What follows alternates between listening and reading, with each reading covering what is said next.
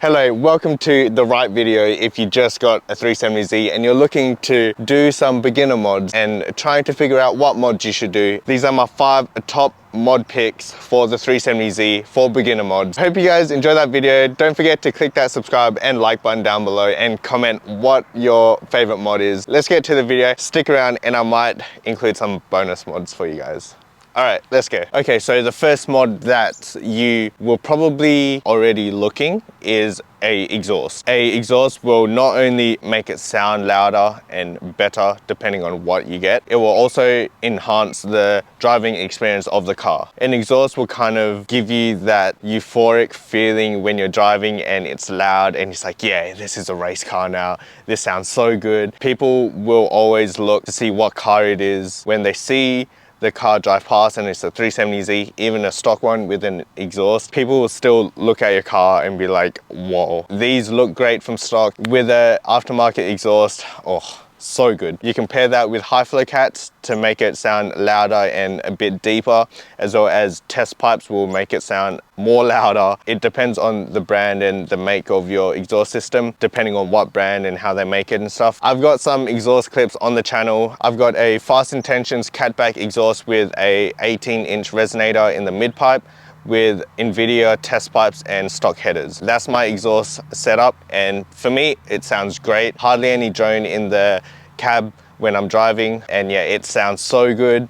It rumbles down low, and when I step on it, it just opens up and it just screams. So it sounds so good. On decel and downshifting, it does pop and it does make that pop pop. So the first mod that I would go and look at and buy is a exhaust, just to enhance that overall feeling of having a sports car. The next mod is coilovers or air suspension to lower your car to make it look the part. Depending on what use you want to use the car for air suspension, if you want to go extremely low, go air suspension, go bags. Platform looks great on bags as a show car. You can use bags for the track, but they won't do as well as coilovers. With coilovers, you can adjust the ride height depending on what you want, and also they usually have dampener settings as well, so you can dial that in. Coilovers, they will have a rougher driving feel depending on your spring rate, but with airbags, they are more comfy than coilovers for sure. I've got BC Racing coilovers in the front and the rear. They work great. The ones that I have are the entry-level coilovers. Okay, so next thing is something I haven't done yet, but I will do it probably this year, by the end of this year, but it's a tune. Pretty much a flash tune on the stock ECU. Usually 2 platforms that are really common, which is Ecutech and UpRev. So what they do is with a tune, they pretty much bring out the full potential of what the ECU can do. You get more power out of it, better throttle response out of it, and it brings this car right behind me to life. The potential that it can actually get to. That's one thing I do have to do, and I highly recommend if you guys do it. A quick tip is get all your breathing mods done first. Anything you want to do with the intake and your exhaust, get all that done first and then go for a tune. If not, if you do like a catback and then you go for a tune and then put on test pipes, you need to retune it to get the most out of the test pipes. So talking about the overall driving experience, I highly recommend. Doesn't matter if you're a track car, spirited driving, daily driving, it doesn't matter. What I highly recommend is a sway bar or sway bars. So I've only got a Hotchkiss front sway bar and a OEM stock rear sway bar. The difference between the OEM sway bar and an aftermarket sway bar is crazy. It's such a big difference for when you're cornering, spirited driving, taking corners at speeds, at high speeds. It changes the whole feel of the car when you're cornering. It feels more tight and way more predictable, and it gives the car the feel of a sports car when it turns, and it feels so good. You feel much more comfortable turning corners at high speeds. Well, not really high speeds, but like at good speed.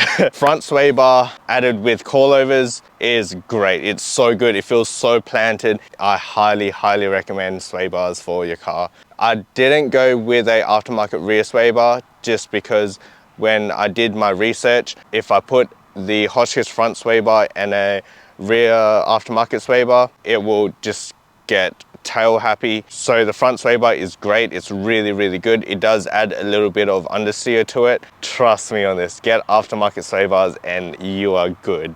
It's immediate difference on cornering and how the car feels. So sway bars, get them. The next thing is, yes, wheels.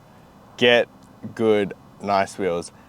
Get genuine wheels, no reps around here. Now, wheels are arguably the thing that changes the car the most. If you have a nice set of wheels on your car, that will change the whole look of the car. So a great set of wheels pulls the car together and changes the whole look of the car.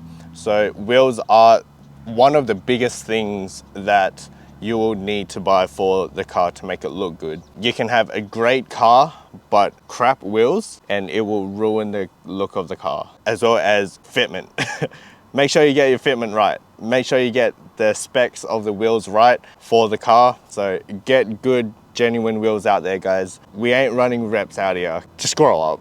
Buy genuine wheels. All right, so you've made it this far to the video. I'm going to give you guys some bonus mods that you will need for the car if you do all those things. So first bonus mod is front upper control arms and rear camber arms. So if you're lowering the car, the camber will get negative, negative, negative. You'll have more negative camber as you lower the car. That just comes naturally. That happens with every car that you lower. That's just physics.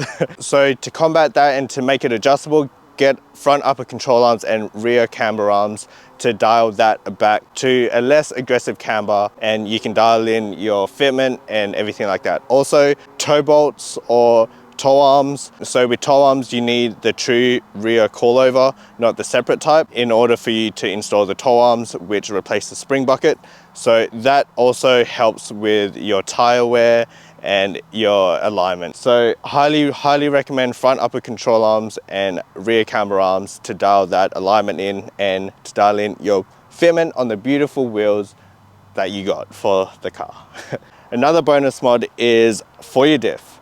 So your diff is in the rear of the car, and that is the final thing in your driveline that pushes the power to the wheels. So it goes from the engine to your transmission to your drive shaft, tail shaft, to your diff, then your diff to your axles, the axles to the wheels. So that's the way the power goes. So in order to make that efficient and in order for you to have less power loss from the engine to the wheels, why am I swaying so much? But yeah, you need to make the power from the engine to the rear wheels as efficient as you can. Obviously going to be power loss from the crankshaft. For example, the crankshaft power that the 370Z makes is like, what, like 337, 340 or something like that. To the wheels, it's about 280. So with the diff, reinforce the diff, make it strong, make it durable, make it tough, make it tight. In order for you to do that, diff brace and new diff bushings. The OEM bushing for the diff is rubber and it's oil filled. So if you have a look at the diff cover and it has like brown oil or like brown stains on it and it's like running down, that means your diff has pretty much gone. You got to replace that, and yeah, it's not really doing its job, but it is, but it's not. So you can replace that with solid diff bushings or polyurethane diff bushings. If you go with a solid one, that's more of a track use, like a full-time track use. You'll have more NVH. It'll be rougher, but yeah, it's solid, and that's the most rigid bushing you can get. Polyurethane is made out of polyurethane, so it's a stronger type of plastic rubber, and that helps so much. And the diff brace, with the diff, we only have one stud that goes into the subframe that holds the diff. That's a lot of strain, and yeah, just having one stud for the diff, it's not a lot of reinforcement. The diff brace adds another kind of stud that holds the diff in place, that makes it way more stable and it doesn't flex as much. The same with the bushing. Get them too, and the responsiveness that you get, and you can feel a bit more power to the wheels, and it just plants. You feel it in your butt dyno. It feels so good. So still talking about the rigidity and the flex of the car, rear subframe collars or full replacement subframe bushings, they make the whole car feel so rigid, especially the rear end. instead of it flexing, and it makes it way more tight. Not hard at all. The collars you just slip into the existing bushings, but if you want replacement bushings, you kind of had to hammer the bushings out or set them on fire. And yeah, I just thought of this.